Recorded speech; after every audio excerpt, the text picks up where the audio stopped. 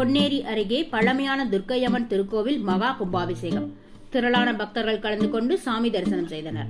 திருவள்ளூர் மாவட்டம் பொன்னேரி அடுத்த துர்கா நகரில் சுமார் 300 ஆண்டுகள் பழமை வாய்ந்த அருள்மிகு துர்க்கையம்மன் திருக்கோவில் அமைந்துள்ளது. இக்கோவில் புதுப்பிக்கப்பட்டதைத் தொடர்ந்து இன்று அஷ்டபந்தன மகா கும்பாபிஷேகம் நடைபெற்றது. யாகசாலையில் 3 கால பூஜையுடன் தொடங்கப்பட்ட கும்பாபிஷேக விழாவில் வாஸ்து சாந்தி, காப்பு கட்டுதல், கணபதி ஹோமம், நவகிரக ஹோமம் உள்ளிட்ட பூஜைகள் நடந்தது. இதையடுத்து யாக குண்டத்தில் பூர்ணாகதி செய்யப்பட்டது. இதனைத் தொடர்ந்து மேலதாளம் முழங்க பக்தர்கள் புடைசூழ கோபுர கலசத்திற்கு புண்ணிய நதிகளில் இருந்து கொண்டுவரப்பட்ட புனித நீரை ஊற்றி சிவாச்சாரியர்கள் கும்பாபிஷேகம் நடத்தினர். பின்னர் புதிதாக பிரதிஷ்டை செய்யப்பட்ட வராகி அம்மனுக்கு கும்பாபிஷேகம் நடத்தப்பட்டது. அப்போது பக்தர்கள் ஓம் சக்தி பராசக்தி என கோஷமிட்டு அம்மனை வணங்கினர். இதனைத் தொடர்ந்து கும்பாபிஷேக விழாவில் பங்கேற்ற பக்தர்கள் மீது புனித நீர் தெளிக்கப்பட்டது. இவ்விழாவில் சுற்றுவட்டார பகுதியைச் சேர்ந்த ஏராளமான பக்தர்கள் கலந்து கொண்டு துர்க்கையம்மனை தரிசித்து சென்றனர்.